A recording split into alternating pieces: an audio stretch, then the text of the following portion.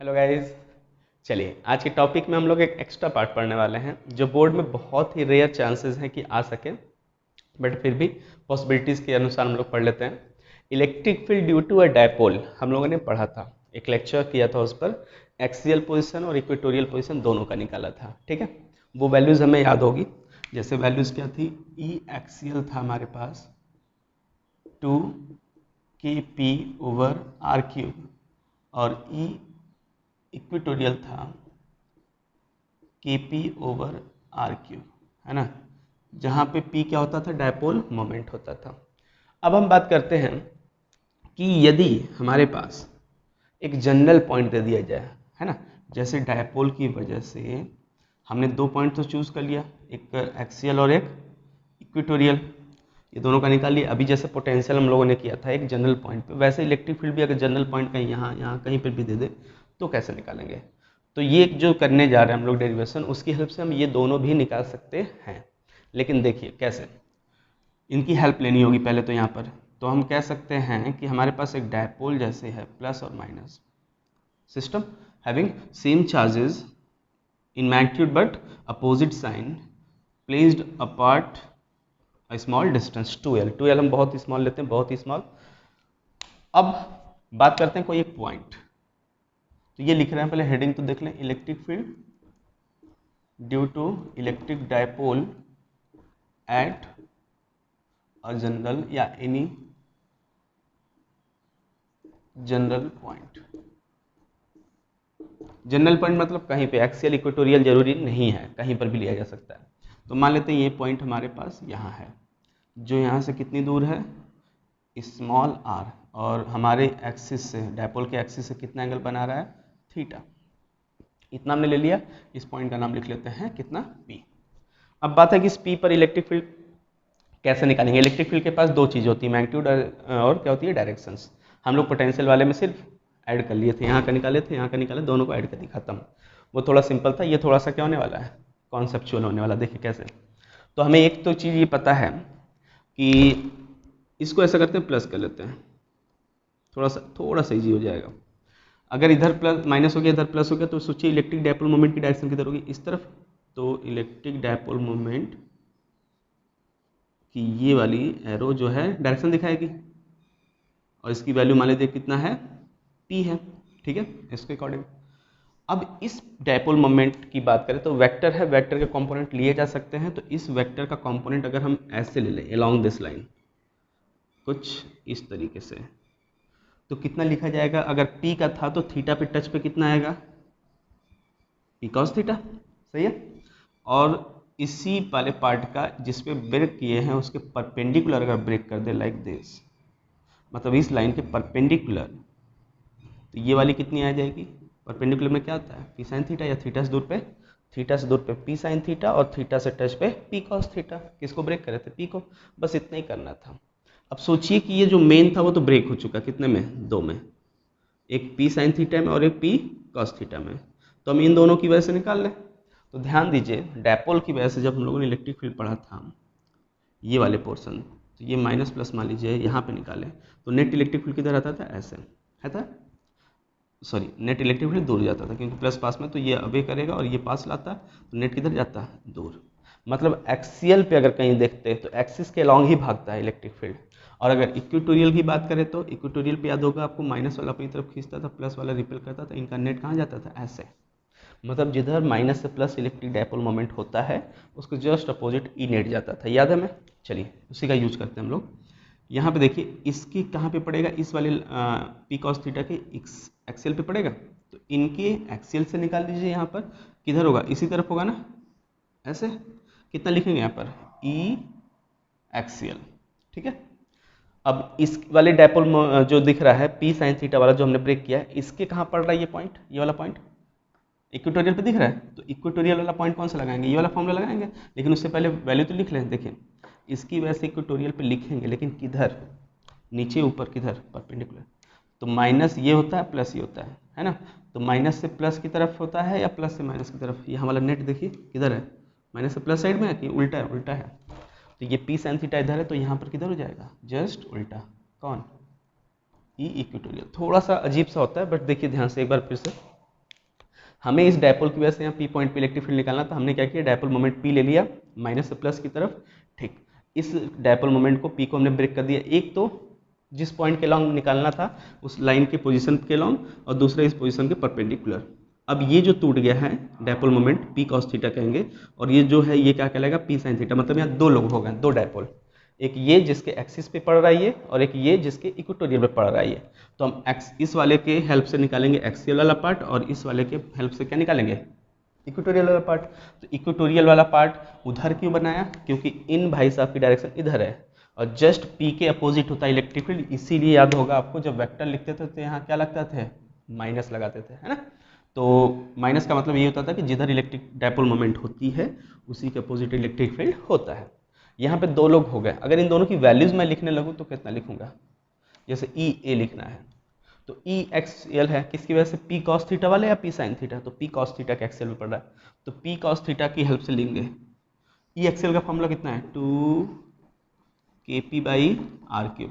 क्या चेंज होगा, 2 चेंज होगा फॉर्मूले में, नहीं, के चेंज होगा, नहीं होता है। आर की बात करें तो इससे कितनी दूरी पे था, आर पे ही था, वो भी चेंज नहीं होगा। चेंज क्या होगा, सिर्फ पी, क्योंकि उस समय पी हुआ करता था डायपोल मोमेंट। यहाँ पे डायपोल मोमेंट इस दिशा में कौन सी है, पी कॉस थीटा, तो पी की जगह क्या लिख देंगे हम लोग, P cos theta. Equation number first, ठीक है। अब बात करते हैं ये इक्वेटोरियल वाले से यहाँ पे निकालना था, तो क्या करेंगे, ई इक्वेटोरियल है ना, इसकी वजह से कितना लिखेंगे, तो इसकी वजह से वो वाला फॉर्मूला इक्वेटोरियल वाला उठाएंगे, कितना है, kp/r³। लेकिन फिर से वहाँ पे पी डायपोल मोमेंट हुआ करता था, आर डिस्टेंस होती थी, के होता था कांस्टेंट, तो ये आर और के तो सेम है, क्योंकि इसके एक्सियल इक्वेटोरियल पे पड़ रहा है, यहाँ से आर ही डिस्टेंस पर है। लेकिन इस बार इसकी डायपोल मोमेंट कितनी है, पी या P sine theta, P sine theta है, पी नहीं है तो पी की जगह क्या यूज करेंगे, पी साइन थीटा। हमने सिंपली पी को दो पार्ट में ब्रेक कर लिया, एक के एक्सियल पे पड़ता था, एक के इक्वेटोरियल पे, और दोनों की वजह से निकाल कर क्या कर लेंगे, यहाँ पर नेट निकाल लेंगे, क्योंकि ये दोनों आपस में क्या हैं, वेक्टर हैं, और कितने डिग्री पर हैं, 90 पर। और आप याद कीजिए 11th की बात, दो वेक्टर यदि 90 डिग्री पर हों तो इनका रिजल्टेंट कैसे निकालते हैं, ई नेट कैसे निकाला जाता है, E net equals to under root, दोनों का स्क्वायर रूट ले लेते हैं अगर परपेंडिकुलर होते हैं तो ई एक्सियल का स्क्वायर प्लस इक्वेटोरियल का स्क्वायर, वैल्यू पुट कर लें इन दोनों की। तो देखिए ई एक्सियल ऊपर से लेंगे तो 2kp cos theta over r³ का पूरे का क्या है, स्क्वायर है, प्लस फिर ई इक्वेटोरियल का कितना हो जाएगा, kp sine theta by r³, इसका पूरा क्यूब, सॉरी स्क्वायर है इसका, है ना, देखिए स्क्वायर है। अब देखिए kp/r³, kp/r³ दोनों में, और दोनों का स्क्वायर, तो स्क्वायर रूट से क्या हो जाएगा एकदम बाहर, kp/r³। अंदर कौन लोग बचे, यहाँ से 2 बचा है और cos थीटा बचा है, तो क्या हो जाएगा 4 cos स्क्वायर थीटा, दोनों का स्क्वायर करेंगे ना। और यहाँ से क्या बचा है, kp/r³ तो बाहर हो गया, तो बचा कौन, सिर्फ साइन थीटा, तो साइन स्क्वायर थीटा हो जाएगा। ठीक, इसको थोड़ा सा सिंपल कर लेते हैं, kp/r³ under root 4 cos square theta को क्या ऐसे लिख सकते हैं, 3 cos square theta plus cos square theta हो गया ना 4, प्लस बाद वाला है साइन स्क्वायर थीटा, तो cos square theta plus sine square theta 1 होता है, तो E net is equals to क्या हो जाएगा, kp/r³, इनमें वेक्टर ना लगा तो ज़्यादा अच्छा है अभी, kp/r³ और अंडर रूट में क्या बचा है, 3 cos स्क्वायर थीटा प्लस ये वाली पूरी वैल्यू कितनी है, 1। ये आता हमारे पास जनरल वैल्यू इस पॉइंट पर इलेक्ट्रिक फील्ड की। अब इसमें हम कुछ भी कर सकते हैं, अगर यहाँ तक हमें आता है, अभी तो हमने मैग्नीट्यूड निकाला, अभी डायरेक्शन की बात करनी है कि इसके बीच में कहाँ से जाएगा वो ई नेट, कहीं ना कहीं से इसी बीच से जाएगा ना, वो कितने एंगल से जाएगा, तो इससे मान लेते हैं कितना, अल्फा। अभी अल्फा की बात करेंगे, उससे पहले आते हैं, ये जो आया ये जनरल इलेक्ट्रिक फील्ड आया है, सॉरी इलेक्ट्रिक फील्ड आया है जनरली एक पॉइंट पी पर, जो इससे कितना डिग्री हो, थीटा पर, और कितनी दूर पे हो, आर पर। अब हम क्या यही फॉर्मूला वापस पा सकते हैं इससे, क्यों, क्योंकि पोटेंशियल वाला याद कीजिए, एक जनरल निकालने के बाद हम थीटा की वैल्यू चेंज करते थे 2 बार, एक बार 0 रखते थे तो पी पॉइंट कहाँ पहुँच जाता था, थीटा 0 होने पर एक्सियल पे, और एक बार 90 करते थे तो कहाँ पहुँच जाता था, इक्वेटोरियल पे। तो दोनों केसेस अगर हम लगा दें, जैसे यहाँ पे थीटा इक्वल टू 0, तो कौन सा हो गया, एक्सियल ना, चलिए इनकी वैल्यू रख के देखिए ई एक्सियल कितना आता है कि नहीं उतना ही। तो कॉस थीटा की वैल्यू सॉरी थीटा की वैल्यू 0 रखनी, तो कॉस थीटा कितना हो जाएगा, कॉस जीरो की वैल्यू 1, तो 1 मतलब ये पूरा 1 हो गया, तो 3 + 1 कितना हो गया 4, 3 + 1 हो गया 4, 4 का रूट बाहर निकल जाए कितना हो जाएगा 2, और बाहर जो जो बैठे उनको लिख लो, या ना एक्सियल देख लो, सेम है, मतलब ये फॉर्मूला हमारा क्या है, सही है। एक और देख लेते हैं, कहाँ पर, इक्वेटोरियल पे।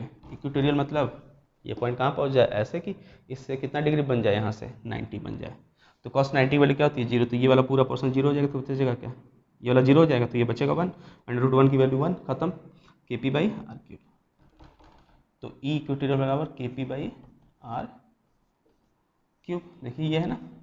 तो वो दोनों फॉर्मूले हम क्रिएट कर सकते हैं, बना सकते हैं, किसकी हेल्प से, इसकी हेल्प से ले सकते हैं, बट देखा जाए तो उनकी भी हेल्प यहाँ ली गई है।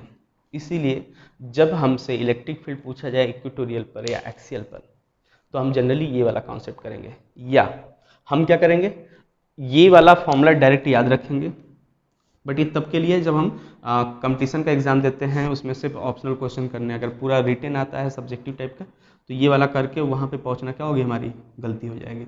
तो हम डायरेक्टली इसको करेंगे जब बोर्ड में आता है, मन होगा तो आप इसको लिख सकते हैं कि जनरल पॉइंट पे ये होता है, नहीं तो छोड़ सकते हैं, ठीक है। चलिए बात हो रही थी कि इसकी डायरेक्शन किधर होगी, क्योंकि हमने मैग्नीट्यूड की तो बात कर ली, इलेक्ट्रिक फील्ड वेक्टर होता है, तो इसकी डायरेक्शन भी बतानी होगी।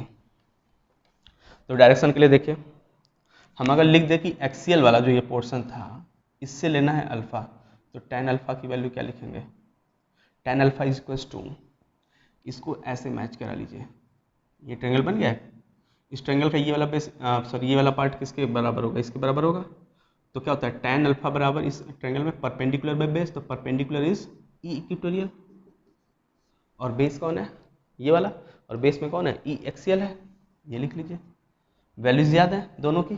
तो देखिए ई इक्वेटोरियल कितना हुआ करता था, kp sin θ/r³, ये था ना, और नीचे ई एक्सियल क्या था, 2kp cos θ/r³, देखिए kp/r³ तो कट गया, यहाँ से क्या बचा sin θ/cos θ, और ये 1/2 बचा है, तो क्या हो गया tan अल्फा = 1/2 tan थीटा, या alpha = tan inverse 1/2 tan theta, ये हो गया। कहाँ से बताएंगे ये अल्फा कहाँ से लिया गया, तो अल्फा बोलेंगे जिस लाइन पे हमें निकालना था, जिस पोजीशन वेक्टर पे निकालना था इलेक्ट्रिक फील्ड, उसी लाइन से कितने एंगल पर है इलेक्ट्रिक फील्ड नेट वाला अल्फा पे, और अल्फा को tan इनवर्स 1/2 tan थीटा लगा सकते हैं, ठीक।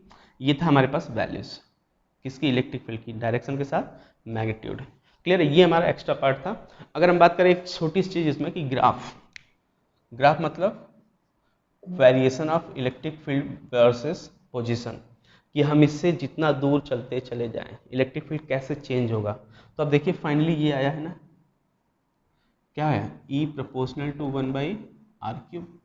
अब r की वैल्यू आप सोच लो, r की वैल्यू अगर हम चेंज करते जाए बढ़ाते जाएं, तो 1/r³ क्या हो जाएगा, टोटली घटेगा, तो घटने वाला वो भी कैसा क्यूबिक पार्ट है, तो क्यूबिक पार्ट का आप ग्राफ बनाएंगे तो कुछ इस तरह का आएगा, ठीक। तो ये इलेक्ट्रिक फील्ड वर्सेस आर की वो हो जाएगी, ग्राफ हो जाएगा किसके लिए, डायपोल की वजह से, कहाँ पर इलेक्ट्रिक फील्ड सॉरी जनरल कोई भी पॉइंट ले लिया जाए वहाँ पर, ठीक। चलिए इतना ही रहेगा आज के लिए, नेक्स्ट पॉइंट पर हम लोग पढ़ेंगे, बाकी कोई एक्स्ट्रा पार्ट अगर रहेगा तो हम उसके लिए अलग अलग से क्या करते रहेंगे, वीडियो बनाते रहेंगे, ठीक। Thank you.